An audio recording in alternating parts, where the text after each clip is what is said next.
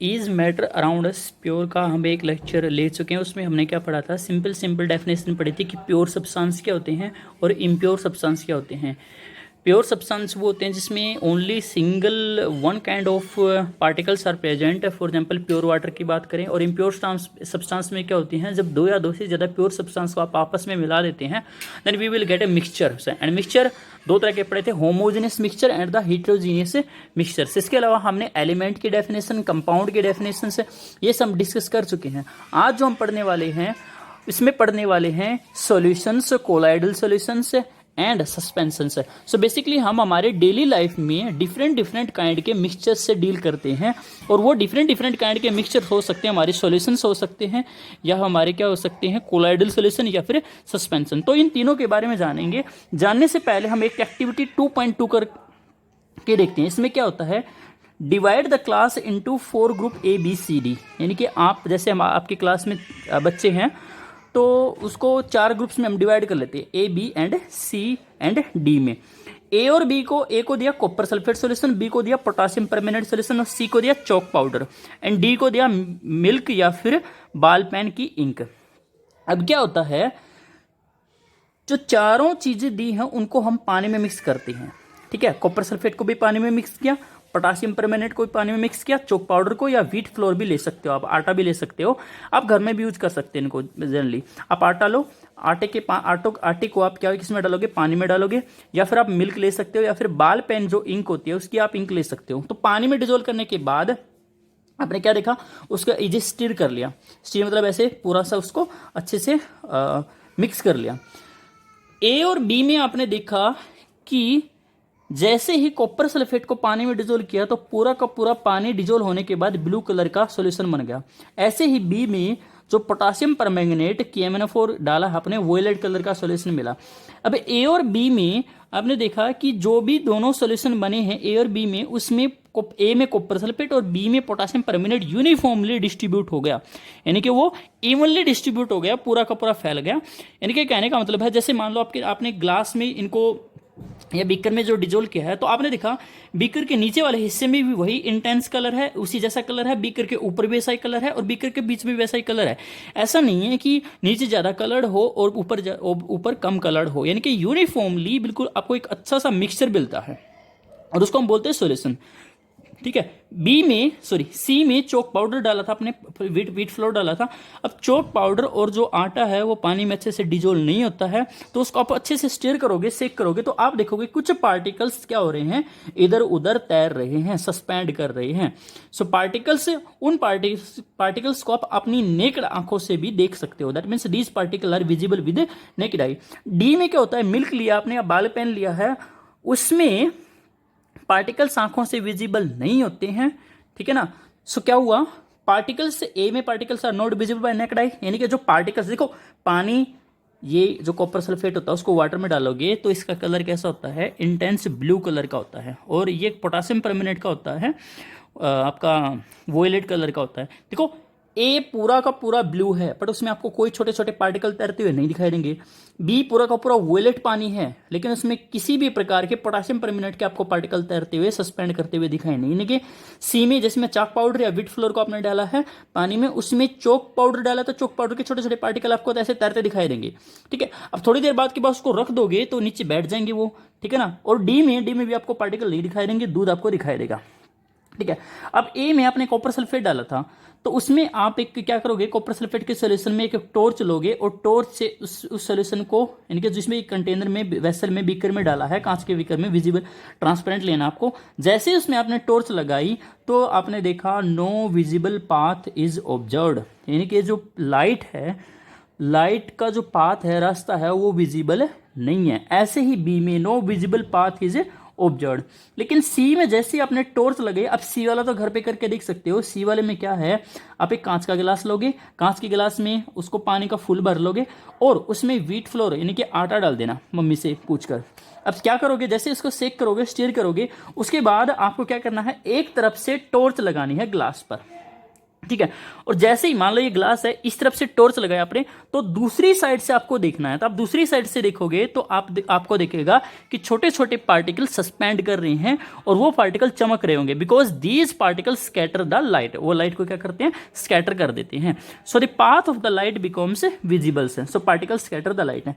ऐसा ही सी में, जैसे मिल्क में आप लाइट में से मिल्क में से आप लाइट पास करोगे, इसमें भी जो पार्टिकल्स हैं लाइट को स्कैटर करते हैं, बट उसको नेकेड आई से नहीं देख सकते, उसके लिए हम माइक्रोस्कोप की हेल्प लेनी पड़ेगी।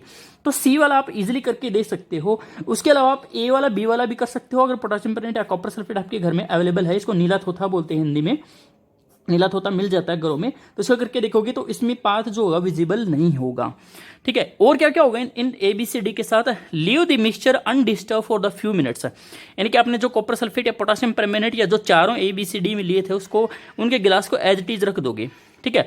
उसको 1 घंटा या 2 घंटा नहीं छेड़ना। अब देखोगे कि ए और बी में नीचे बीकर में कुछ भी नहीं मिलेगा आपको बैठा हुआ। ठीक है। क्योंकि ए और बी ऑलरेडी पूरी अच्छे तरीके से वाटर में आपके डिजोल्व हो चुके थे, वो वाटर में सोल्यूबल थे, तो उन्होंने एक यूनिफॉर्मली इवनली डिस्ट्रीब्यूशन कर ली थी। अब वो ऊपर और नीचे, जैसे मैंने बताया था, हर जगह पे वो एक जैसे दिखाई देंगे। तो 1 घंटे बाद देखोगे, 2 दिन बाद देखोगे, 4 दिन बाद देखोगे, उसमें नीचे आपके बॉटम में कोई भी एक्स्ट्रा पोटासियम, जो भी पोटासियम परमैंगनेट या कॉपर सल्फेट बैठा हुआ नहीं मिलेगा। चौक पाउडर और व्हीट फ्लोर के केस में क्या होगा, आप देखोगे 1 घंटे बाद ज्यादातर पार्टिकल, जो हैवी पार्टिकल्स होते हैं वो नीचे बैठ गए, और लाइटर पार्टिकल क्या होते हैं, वो ऊपर तैर रहे होते हैं। ठीक है। मिल्क में भी क्या होता है, मिल्क भी काफी स्टेबल होता है, उसमें भी पार्टिकल्स आपको बैठे हुए नहीं मिलेंगे। ठीक है। लेकिन मिल्क वाले केस में आप क्या कर सकते हो, मिल्क वाले केस में आप एक सेंट्रीफ्यूजिंग मशीन होती है, जैसे टेस्ट ट्यूब में आपने मिल्क लिया और जोर जोर से उसको घुमाया, जिसको आप चर्निंग भी बोलते हैं। ठीक है। जैसे आपके पास दही है, ठीक है ना, या फिर मिल्क है, उसको जो आप घरों में रई बोलते हो, ठीक है ना, तो उससे आप चर्निंग मशीन बोलते हैं उसको, उससे आप उसको चलाओगे तो आप देखोगे मिल्क से फैट अलग हो जाएगी, और जो आपका जो भी सोलवेंट है, लिक्विड है, वो अलग हो जाएगा। तो दैट मीन्स ये डी वाला, मिल्क वाला, वैसे तो स्टेबल है, उसको रखे रखोगे तो उसको, उसमें बॉटम में पार्टिकल नहीं बैठेंगे, लेकिन चर्निंग मशीन से हम उसके कंपोनेंट को अलग कर सकते हैं। ठीक है। नेक्स्ट क्या करना है आपको, नेक्स्ट आपको ए बी सी डी जो भी लिया है उसको फिल्टर पेपर से छानना है, फिल्ट्रेट करना है, उसको फिल्ट्रेशन करनी है उसकी। तो ए और बी इजीली फिल्टर पेपर में से पास हो जाएंगे, फिल्टर पेपर पर कोई रेजिड्यू नहीं बचेगा। अब छाने, जैसे आप छन्नी से कुछ छानते हो, जैसे आप चाय छानते हो, तो छन्नी के ऊपर जो चाय बचती है उसको बोलते हैं रेजिड्यू, और जो चाय नीचे चली जाती है, लिक्विड वाली चाय, उसको क्या बोलते हैं हम, फिल्ट्रेट। तो ऊपर वाला रेजिड्यू जो छलनी पर बचा है, और नीचे वाला क्या होता है, फिल्ट्रेट।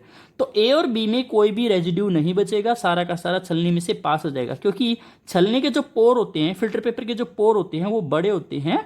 ठीक है ना, तो उसमें से सारा का सारा सॉल्यूशन पास आउट हो जाएगा। लेकिन चौक पाउडर और व्हीट फ्लोर के केस में क्या हो जाएगा, पोर का साइज, यानी कि जो फिल्टर पेपर के जो छेद है उनका साइज कैसा होता है, वो आपका छोटा होता है, और जो व्हीट या फिर जो चौक पाउडर है वो बड़ा होता है, तो उसमें फिल्ट्रेट बच जाएगा। ठीक है ना। डी में मिल्क को आप छानते हो तो उसमें भी कुछ नहीं बचता है, मिल्क सारा का सारा पास हो जाता है, बिकॉज मिल्क, जो फिल्टर पेपर के पोर्स हैं वो भी मिल्क के पार्टिकल से कैसे होते हैं, बड़े होते हैं। तो हमने क्या किया है, दोबारा सुनो उसको पूरे अच्छे तरीके से, ए बी सी डी यानी कि क्लास को 4 हिस्सों में बांट दिया, या आपने आप ही घर पर भी 4 बीकर अलग अलग ले सकते हो, 3 भी ले सकते हो। मान लो ए में आपने कॉपर सल्फेट डाला, सी में चौक पाउडर डाला या फिर व्हीट फ्लोर डाला, और डी में क्या लिया आपने, मिल्क किया। अब इस पे आपने डिफरेंट तरह के एक्सपेरिमेंट करने हैं। ठीक है। सबसे पहला एक्सपेरिमेंट क्या है, ए सी डी को पानी में से डिजोल्व कर, सबसे पहले जब अच्छे से स्टिर कर लो तो उस सब के पार्टिकल देखने हैं। आप ए में देखोगे कोई भी पार्टिकल विजिबल नहीं है नेकेड आई से, बस सोल्यूशन जो है वो यूनिफॉर्मली आपको कलर्ड दिखाई देगा बिल्कुल अच्छे से। अच्छा, इसमें ए और बी में जैसे घर में कॉपर सल्फेट और पोटेशियम परमैंगनेट नहीं होगा, उसके लिए आप क्या कर सकते हो, आप कांच का गिलास लो, उसमें साफ सा पानी भरो, उसमें आप साल्ट डिजोल्व कर दो। सॉल्ट क्या होता है, टेबल साल्ट, जो आप खाना खाते हो तो उसमें डालते हो, जो सोडियम क्लोराइड होता है, या उसकी जगह आप शुगर ले सकते हो, ये तो सबके घर में मिलती है, मम्मी से पूछ लेना, पिटाई होगी। ठीक है। तो शुगर या फिर NaCl ले लिया, ग्लास नंबर ए की जगह आपने शुगर ले ली, उसको पानी में अच्छे से डिजोल्व कर लिया। बी की जगह NaCl टेबल साल्ट ले लिया, उसको पानी में अच्छे से डिजोल्व कर लिया। सी में ये भी मिल जाएगा, आटा मिल जाएगा, उसको डिजोल्व कर लिया, और मिल्क भी। अब चारों की चारों चीज़ें आपके पास है। तो सबसे पहले क्या करना है, डिजोल्व करने के बाद आपने देखना है ए के पार्टिकल क्या आपको दिखाई दे रहे हैं, यानी कि ए में शुगर डाली है, क्या शुगर के पार्टिकल आपको दिखाई दे रहे हैं? आप देखोगे कोई भी शुगर का पार्टिकल आपको दिखाई नहीं दे रहा है। ध्यान रहे, तुम क्या करोगे, चीनी डाली, उसको स्टिर किया, नीचे चीनी पड़ी है, वो अच्छे से डिजोल्व नहीं होगी, फिर देखोगे, कहोगे सर हमें तो दिखाई दे रही। पहले चीनी को या नमक को अच्छे से डिजोल्व करना है। अच्छे से डिजोल्व करने के बाद उसमें कोई इम्प्योरिटी नहीं है तो चीनी आपको और नमक आपको दिखाई नहीं देगी। सी में यानी कि पार्टिकल आपको ऐसे तैरते हुए दिखाई देंगे आटे के। डी में मिल्क के भी कोई पार्टिकल आपको दिखाई देंगे। पहला एक्सपेरिमेंट किया। दूसरा एक्सपेरिमेंट क्या करना है, टॉर्च ली, ठीक है, बंद कमरे में गए, बुध बंगले में, कांच के गिलास में जो ABCD, ए में क्या था, शुगर पानी में, बी में क्या था, नमक पानी में, सी में क्या था, आटा पानी में, और डी में क्या था, नमक आपका जो मिल्क था। तो टॉर्च ली, टॉर्च को गिलास पे डाला, डालते ही उसके दूसरी साइड से, जैसे टॉर्च इस साइड से आप डाल रहे हो, ठीक है ना, टॉर्च की लाइट है, और दूसरी साइड से देखोगे सामने से, तो ए और बी में आपको चीनी के और नमक के पार्टिकल नहीं दिखाई देंगे, लाइट सीधी पास हो जाएगी, ठीक है, no scattering of the light, यानी कि लाइट स्कैटर्ड नहीं होगी। सी में क्या होगा, सी में आप देखोगे कुछ पार्टिकल तैर रहे हैं और वो चमक रहे हैं, दैट मीन्स वो क्या कर रहे हैं, लाइट को स्कैटर कर रहे हैं, बिखेर रहे हैं, और जो लाइट का पाथ है वो विजिबल होगा। इसको बोलते हैं टिंडल इफेक्ट है, इसी यूनिट में डिस्कस करेंगे हम, ठीक है ना। डी में क्या होगा, जो बाल पेन मिल्क लिया आपने उसमें भी आपको पाथ विजिबल नहीं दिखाएगा, नेकेड आई से नहीं दिखता। एक्चुअली वहां पर पार्टिकल स्कैटर करते हैं लाइट को, पर नेकेड आई से नहीं देख सकते, उसके लिए माइक्रोस्कोप की जरूरत होती है हमें, ठीक है। थर्ड एक्सपेरिमेंट क्या करना है, आप ABCD को रख दो, आप 1 घंटे के लिए, 1 घंटे के लिए तीनों को रख दो, चारों को। ए में क्या लिया था, शुगर सॉल्यूशन था, तो आप देखोगे कोई भी शुगर नीचे नहीं बैठी है। ऐसा थोड़ी ना होता है कि 1 घंटा रख दिया और शुगर नीचे बैठ गई और पानी ऊपर पड़ा है। ऐसे ही नमक नहीं बैठेगा नीचे, क्योंकि वो ऑलरेडी डिजोल्व हो चुका है, सॉरी। और सी में क्या होगा, चॉक पाउडर या जो व्हीट फ्लोर लिया था वो नीचे बैठ जाएगा। मिल्क में भी नहीं होगा ऐसा। तो क्या देखा हमने, बी में कोई पार्टिकल नीचे नहीं बैठा है, सी में पार्टिकल नीचे बैठ गए, और डी में पार्टिकल भी नीचे नहीं बैठे हैं। फिर क्या होगा, नेक्स्ट एक्सपेरिमेंट क्या है कि फिल्टर करते हैं हम सारे के सारों को, ठीक है। ए और बी में कोई भी रेजिड्यू नहीं बचेगा, ठीक है ना, फिल्टर पेपर लोगे आप, कोई भी रेजिड्यू नहीं बचेगा। सी में रेजिड्यू बचेगा, यानी कि आटे के पार्टिकल ऊपर बचेंगे छन्नी के ऊपर, और डी में भी कुछ भी नहीं बचेगा। तो ये डिफरेंट एक्सपेरिमेंट करें। अब इन एक्सपेरिमेंट से हमें प्रूफ क्या मिलता है, हमें इंफॉर्मेशन क्या मिलती है। हम देख रहे हैं कि ए और बी एक जैसे हैं, सी अलग है और डी क्या है, अलग है, ठीक है ना। तो ए और बी एक्चुअली सॉल्यूशन होते हैं। ए और बी कौन है, सॉल्यूशन। सी जो होता है वो होता है हमारा सस्पेंशन, एंड डी होता है हमारा कोलाइडल सॉल्यूशन। तो 3 चीज पढ़नी है हमने, पहला सॉल्यूशन, दूसरा सस्पेंशन, एंड तीसरा colloidal solution. So let's start, इनको अच्छे से डिस्कस करते हैं। अब ग्रुप ए और बी में क्या है, ऐसे मैंने बताया था, पार्टिकल जैसे ये आपने ये ग्लास ले लिया, इसमें शुगर सॉल्यूशन लिया आपने, या फिर क्या लिया आपने, ये जैसे कॉपर सल्फेट और पोटेशियम परमेनेंट लेकर बता रखा है मैंने यहाँ पर, ये आपके घर में अवेलेबल नहीं होंगे, तो इसकी जगह क्या ले सकते हो, कॉपर सल्फेट की सिंपल शुगर डिजोल्व करो पानी में, और पोटेशियम परमेनेंट की जगह क्या डिजोल्व करोगे, दूसरे बीकर में आप नमक डिजोल्व करोगे। तो टॉर्च से देखोगे, आप देखोगे लाइट सीधी पास हो गई, ठीक है, कोई भी पाथ विजिबल नहीं है। So particles are not seen by the naked eye, आप नेकेड आई से नहीं देख सकते। So that means copper sulphate plus water या पोटेशियम परमेनेंट प्लस वाटर, या आपने क्या लिया था, शुगर प्लस वाटर, वो क्या बनेगा, वो बनेगा जी आपका सॉल्यूशन। ऐसे ही आपने क्या लिया था, salt plus water, it will also result in the formation of solutions. So on directing a beam of light from a torch through the beaker containing the copper sulfate, potassium permanganate, solution of the salt and solution of the sugar, the path of the light is not visible. Light only just pass हो जाएगी, that means scattering of the light not takes place. So particle do not settle at the bottom. अब रख दोगे, bottom में particle settle नहीं होंगे, no residue left, filter paper में से पास करोगे, रेजिड्यू लेफ्ट नहीं होगा, तो A and B contains solutions.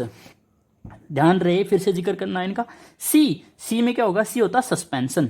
अब इसमें क्या है, पार्टिकल जैसे आप जैसे ही टॉर्च पास करोगे, देखो पार्टिकल आपको विजिबल दिखाई देंगे, ठीक है। पॉसिबल हुआ तो मैं भी करके दिखाऊंगा इसको, लेकिन आप घर पे जरूर ट्राई करना इसको। इस साइड से टॉर्च लगाई, इस साइड से टॉर्च लगाकर आपको इस साइड से देखना है, पता चले आप इस साइड से टॉर्च लगाकर देख रहे हो सर नहीं दिखाई दिया, इसके टॉर्च के बिल्कुल अपोजिट साइड से तो आपको छोटे छोटे पार्टिकल तैरते दिखाई देंगे, ठीक है ना। तो that is known as the suspension. अब इसको 1 घंटे के लिए रख दोगे, पार्टिकल क्या हो जाएंगे, नीचे बैठ जाएंगे। Particle settle down at the bottom when we left the mixture undisturb for the 1 hour और 2 आवर, ठीक है। फिर क्या करना है, आपको फिल्टर करना है, फिल्टर पेपर लगाया, फिल्ट्रेट किया, उसको फिल्ट्रेशन की, उसकी ऊपर छोटे छोटे पार्टिकल बच जाएंगे, that means these are known as the residue, filtrate नहीं चाहिए। So C is the suspension and last we got D, and D is the colloidal solution. So particle हम नहीं देख सकते क्योंकि छोटे छोटे होते हैं, पार्टिकल्स स्कैटर करते हैं लाइट की, यानी कि path of the light become visible but only we can see with the help of microscope. C next में क्या है, no residue left on the filter paper. जब उसको दूध को आप छानोगे तो फिल्टर पेपर कोई रेजिड्यू नहीं बचता है। Particle do not settle down at the bottom से, ठीक है, इसको भी पढ़ना है। Particle settle down only when we centrifuge. अब पार्टिकल कैसे सेटल डाउन हो सकते हैं, जो आपके डी वाला है कोलाइडल सॉल्यूशन में पार्टिकल नीचे कब बैठ सकते हैं, इसको सेंट्रीफ्यूगेशन करते हैं उसकी, या फिर चर्निंग करते हैं, ठीक है ना। तो ध्यान रहे ए और बी, यानी कि ए और बी में सॉल्यूशन था, सॉल्यूशन के पार्टिकल नहीं बैठेंगे, चाहे आप उसको चर्निंग कर लो, चाहे आप उसको सेंट्रीफ्यूज कर लो, चाहे उसको 1 घंटे रखो, 2 घंटे रखो, 2 साल रखो, उसमें पार्टिकल नीचे नहीं बैठेंगे। सी में वाला तो सस्पेंशन था, उसमें तो अपने आप ही बैठ गए, हमने कुछ करने की जरूरत नहीं पड़ी। डी में क्या था, डी में कोलाइडल सॉल्यूशन था, उसको सेंट्रीफ्यूज करने की जरूरत पड़ी हमने, ठीक है। तो डिटेल में पढ़ते हैं what is the solution. So definition से शुरुआत करें, solution is a homogeneous mixture of 2 और मोर केमिकली नॉन रिएक्टिंग सब्सटेंस। ध्यान से देखना इस डेफिनेशन को। अच्छा, ये एक चीज़ आज ही बता रहा हूँ मैं आपको, आज जो आप पढ़ने वाले हो इसमें से मैक्सिमम पोर्शन 12th क्लास में पढ़ोगे और आधा पोर्शन आप 11th क्लास में पढ़ोगे, तो ये आपका पीछा छोड़ने वाला नहीं है। आज सीख लोगे तो कल के लिए आपको आसानी होगी, ठीक है। हालांकि 10th क्लास में बहुत कम होता है, लेकिन इसका 11th क्लास और 12th क्लास से बहुत ही गहरा संबंध है। 10th क्लास में भी है बट कम है। So solution is a homogeneous mixture. What is the meaning of the homogeneous? Homo means same and geneous means composition से। That means जो हमने शुगर डिजोल्व की थी पानी में वो यूनिफॉर्मली फैल गई पूरे। मान लो 1 लीटर पानी लिया आपने और उसमें 100 ग्राम शुगर डिजोल्व कर दी, तो 100 ग्राम शुगर 1 लीटर पानी में बिल्कुल यूनिफॉर्मली इवनली बिल्कुल समान प्रकार से हर जगह पर फैल गई। अब उसको कैसे टेस्ट कर सकते हो, उसको बता सकता हूं मैं। अब क्या करोगे, आप एक 1 लीटर पानी लो, उसमें 100 ग्राम शुगर डिजोल्व करो, अच्छे से डिजोल्व करने के बाद उसकी एक सिप लो, ठीक है ना। सिप का मतलब है उसकी एक घूंट लो ऊपर से, तो आपको वो ऐसा ही टेस्ट करेगा, ठीक है ना। उसके बिल्कुल नीचे से भी एक सिप लो, तो बिल्कुल आप देखोगे हर एक जो भी आपने सिप ली है उसमें सेम टेस्ट आ रहा है, ठीक है, कोई भी वेरिएशन नहीं है उसके टेस्ट में। सो it is the homogeneous in nature, that means same composition है। अब केमिकल्स जो हमने मिलाया है आपस में वो केमिकली नॉन रिएक्टिंग सब्सटेंस होनी चाहिए, इनके आपस में रिएक्शन नहीं करनी चाहिए उनकी। सो डेफिनेशन क्या हुई, it is the homogeneous mixture of 2 और मोर केमिकली नॉन रिएक्टिंग सब्सटेंस। जैसे शुगर आपने डिजोल्व कर दिया पानी में, that will form the sugar solution. आपने सॉल्ट डिजोल्व कर दिया पानी में, that will form the salt solution. Lemon water, lemonade बोलते हैं जिसको आप गर्मियों में पीते हो, उसमें क्या मिलाते हो आप, लेमन जूस भी मिलाया आपने, नमक भी मिलाया उसने, आपने चीनी भी मिलाई है। सोडा वाटर आप पीते हो, या एलोई भी हमारी कैसे होती हैं, सॉलिड सॉल्यूशन होती है। यानी कि एलोई क्या होती हैं, जब 8वीं क्लास में आपने पढ़ा था, जब व्हेन 2 और मोर मेटल्स मोल्टन स्टेट में होती हैं और उसको आप अच्छे से मिक्स कर देते हो तो वो क्या बन जाती है, वो सॉल्यूशन। जैसे स्टेनलेस स्टील, ब्रास, ब्रॉन्ज, ठीक है ना। एयर अब बहुत सारे बच्चों ने एयर को हेट्रोजीनियस मिक्सचर लिखा हुआ था, याद रहे एयर हेट्रोजीनियस नहीं है। फिर बता रहा हूँ, एयर होमोजीनियस होती है नेचर में, क्योंकि एयर में मैंने जैसे बताया था 78% तो क्या होती है, about 78% nitrogen, 21% oxygen and 1% are the other gases like argon, neon, helium, ये सब गैसें होती हैं। तो ये सब यूनिफॉर्मली डिस्ट्रीब्यूट होती हैं, ऐसा नहीं कि 78% नाइट्रोजन उधर पड़ी है, 21% उधर पड़ी है, ठीक है। तो यूनिफॉर्मली डिस्ट्रीब्यूट हैं। तो air is the homogeneous in nature, not the heterogeneous. So solutions are the homogeneous in nature. It means it has the same composition throughout the whole solutions. For example, in case of the lemonade, जो lemon water prepare किया आपने, तो lemon water का तो test बिल्कुल बहुत अच्छा आता है, ठीक है ना। जैसे आपने 1 लीटर लेमन वाटर बना लिया और घर में पीने वाले उसको 4 हैं, तो आपने एक गिलास सबको भर दिया। अब ऐसा थोड़ी ना है कि पहले वाला कह रहा है कि मेरा टेस्ट अलग है, दूसरा वाला कह रहा है मेरा टेस्ट अलग है, सबका टेस्ट क्या होता है, बिल्कुल सेम होता है, ठीक है ना। So the particles of the sugar and salt and जो भी लेमन है उसका यूनिफॉर्मली डिस्ट्रीब्यूट होगा सॉल्यूशंस में। So solution is the homogeneous in nature से। अब सॉल्यूशन में 2 पोर्शन होते हैं भाई, पहला सोल्यूट एंड दूसरा सोलवेंट। सोल्यूट और सोलवेंट मिलाकर क्या बनाते हैं, सॉल्यूशन से। अब देखो बड़ा आसान है क्या, जैसे आपके पास शुगर सॉल्यूशन प्रिपेयर कर रहे हो, तो एक तो शुगर डालते हो और दूसरा क्या होता है आपके पास पानी, यानी कि शुगर सॉल्यूशन के लिए आपने क्या लिया, ये आप तो आपने शुगर ली और दूसरा क्या लिया आपने, वाटर लिया। तो जो शुगर पानी में डिजोल्व की है आपने, तो शुगर तो आपकी होती है सोल्यूट, और जिस चीज में डिजोल्व की है आपने उसको क्या बोलते हैं हम, सोलवेंट। सो सॉल्यूशन है the 2 part, one is the solute and other is the solvent. अब सोल्यूट क्या होता है, सोल्यूट इज दैट कंपोनेंट, यानी कि that part of the solution which is present in lower amount या लेसर क्वांटिटी, यानी कि जो कम अमाउंट में प्रेजेंट होता है उसको क्या बोलते हैं हम, सोल्यूट। और सोल्यूट किस में प्रेजेंट होता है, सोलवेंट में। जैसे चीनी आपने किस में डिजोल्व कर दी, पानी में, तो चीनी तो कौन है, सोल्यूट, ठीक है ना, क्योंकि एक तो चीनी का मास कम है, ठीक है ना, कम अमाउंट आपने डिजोल्व किया वाटर में, और दूसरा अब जो देखो सोल्यूट और सोलवेंट में कंफ्यूज नहीं ना। जनरली सोलवेंट कैसा होता है, सोलवेंट डिजोल्व करने वाला होता है, यानी कि किसी को डिजोल्व कर ले, ठीक है ना। सोलवेंट क्या होता है, solvent is the component of the solution which is present in larger amount या लार्जर क्वांटिटी या हाई क्वांटिटी में जो प्रेजेंट होता है उसको क्या बोलते हैं हम, सोलवेंट। और सोलवेंट के अंदर कौन डिजोल्व होता है, सोल्यूट डिजोल्व होता है। For example sugar solution, sugar solution में शुगर तो क्या होती है, सोल्यूट, और वाटर क्या होता है हमारा, solvent. It will form the sugar solution. A sugar solution example of the solid in liquid.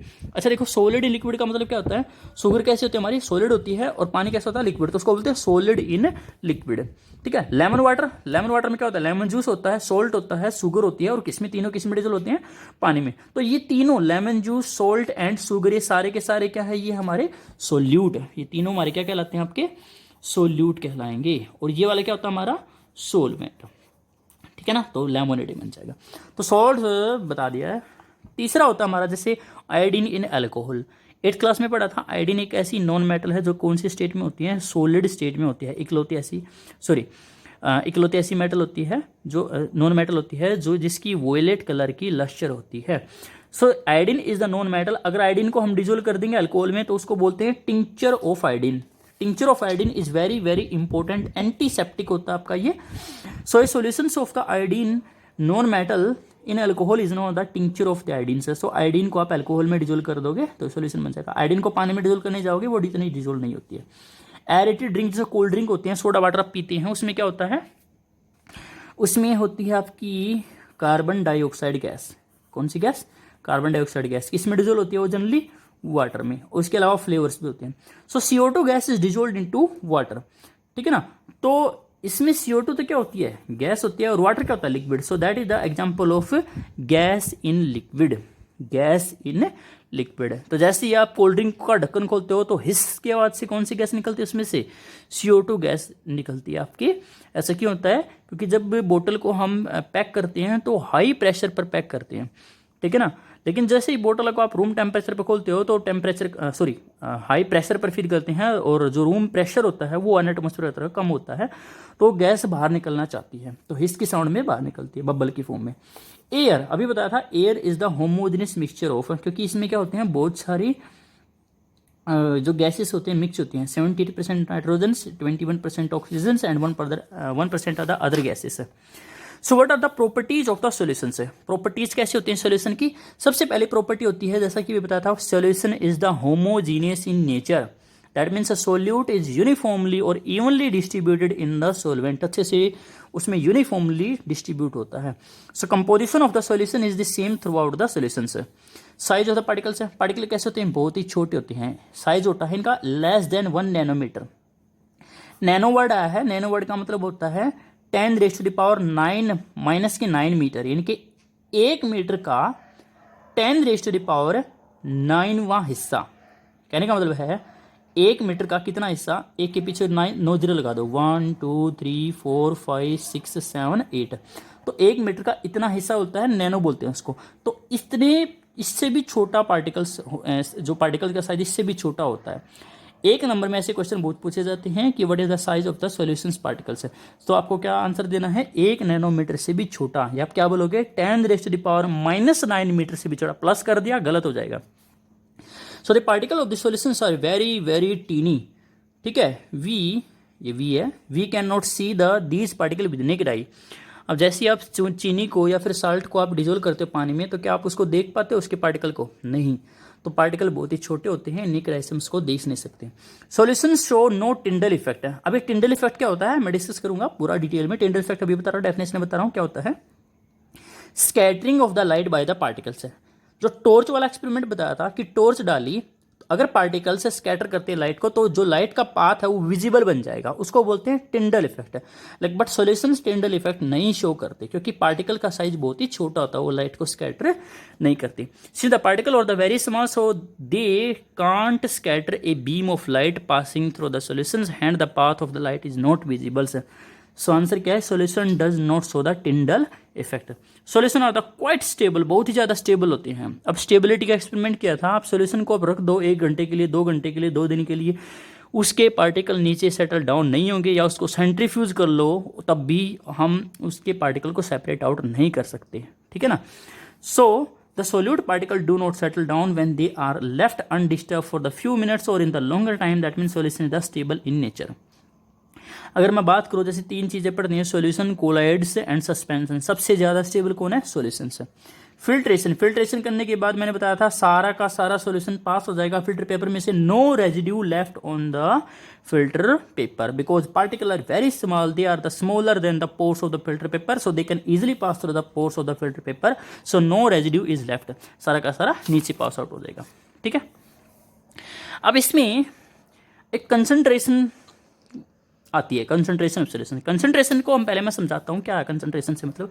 मान लो आप नींबू पानी बना रहे हो, ठीक है, आपने 1 लीटर पानी लिया, 1 लीटर पानी में आप क्या कर सकते हो, आप 100 ग्राम शुगर डिजोल्व कर सकते हो, 200 ग्राम शुगर डिजोल्व कर सकते हो, या 50 ग्राम शुगर डिजोल्व कर सकते हो, ठीक है ना। तो मान लो एक केस में आपने 50 ग्राम, एक केस में 100 ग्राम, और एक केस में आपने 200 ग्राम शुगर डिजोल्व करी, और वो रखा आपने, पानी रखा आपने वो 1 लीटर। तो तीनों की कुछ ना कुछ टेस्ट भी अलग होगा, कुछ ना कुछ उनकी एक चीज अलग होगी, उसको बोलते हैं, वो बोलते हैं हम कंसंट्रेशन है, यानी कि जो अमाउंट है सोल्यूट की तीनों केसेस में वो डिफरेंट है। अब उस अमाउंट को हम कैसे एक्सप्रेस कर सकते हैं, और जिस भी तरीके से उसको एक्सप्रेस करते हैं उसको बोलते हैं concentration. So concentration of the solution means amount of the solute present इन, 2 बार लिख दिया, present in the particular amount of the solvent. By the concentration V means the amount of the solute present in particular amount of the solvent or solutions, कि कितने solvent में कितना solute present है उसको हम बोलते हैं कंसंट्रेशंस। सुनिए, सॉल्यूशंस रेशियो और the proportions of the solute and solvent can be varied. अब हम क्या कर सकते हैं, जैसे मैंने बताया था कि भाई कोई तो 50 ग्राम डिजोल्व कर सकता है 1 लीटर पानी में, कोई 100 ग्राम, किसी ने 150 ग्राम, तो सबकी क्या है अमाउंट डिफरेंट है सोल्यूट की पानी में। अब पानी की भी अमाउंट आप अलग अलग ले सकते हो, आप कोई तो 1 लीटर में डिजोल्व कर रहा है, कोई 2 लीटर में, कोई 3 लीटर में। तो हमने कुछ ना कुछ तो बताना होगा ना, हमने कुछ ना कुछ तो उसको बताना होगा कि भाई हमने कितना सोल्यूट कितने सोलवेंट में डिजोल्व किया है। तो डिफरेंट तरीके होते हैं। सबसे पहला हमारा वो हम डिस्कस करेंगे, एक बार पहले इसको देख लो क्या लिखा है। So depending upon the amount of the solute present in the solutions it may be called the dilute solution, concentrated solution, saturated solution. अब देखो, एक आदमी ने क्या किया, 1 लीटर पानी में, जैसे मैंने भी बताया था, 100 ग्राम शुगर डिजोल्व कर दी। दूसरे ने क्या किया, 200 ग्राम। तीसरे ने किया पूरी 500 ग्राम शुगर डिजोल्व कर दी। अब तीनों का टेस्ट अलग होगा और तीनों में जो शुगर की अमाउंट अलग अलग होगी। एक टाइम ऐसा आ जाएगा कि 1 लीटर पानी में आप शुगर डिजोल्व करते जाओ, एक पर्टिकुलर अमाउंट से ज़्यादा शुगर डिजोल्व नहीं हो सकती। 1 लीटर पानी में जैसे अब ऐसा थोड़ी ना 1 लीटर पानी में पूरा का पूरा डब्बा आपने डिजोल्व कर दिया, पूरी की चीनी का वो जो बोरी है, जो भी आप पैकिंग लेकर आते हो 5 किलोग्राम की या वट जो भी जितने भी किलोग्राम है, आप ऐसा थोड़ी ना 1 लीटर पानी में सब सारे के सारे डिजोल्व कर सकते हो। एक टाइम ऐसा आएगा कि no more sugar should be dissolved into water. अब उसको बोलते हैं सैचुरेशन पॉइंट, सैचुरेटेड पॉइंट, ठीक है।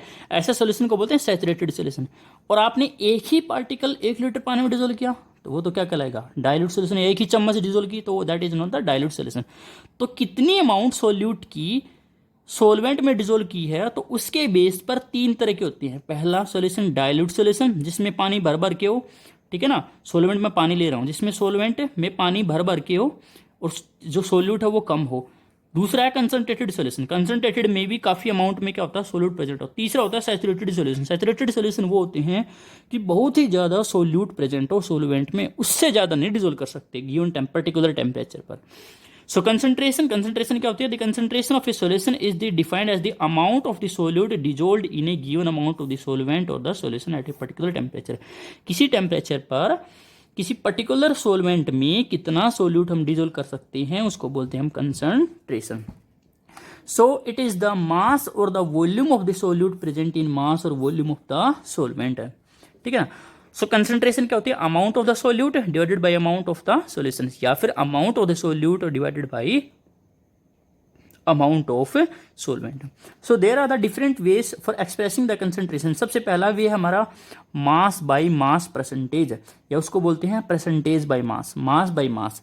अब मास को भी ग्राम में मापते हैं हम, ठीक है ना, तो क्या होगा, it is the mass of the solute divided by mass of the solution से। यानी कि लेट्स सपोज आपने 20 ग्राम चीनी डिजोल्व की कितने ग्राम पानी में, 100 ग्राम में, तो 20 ग्राम चीनी डिवाइडेड बाय 100 ग्राम पानी, उसको कितने से मल्टीप्लाई कर दूंगा, 100। न्यूमेरिकल देखते हैं इसका। तो क्या है, याद रखना परसेंटेज मास बाय मास क्या होता है, मास of the solute divided by mass of the solvent solution multiply by the 100।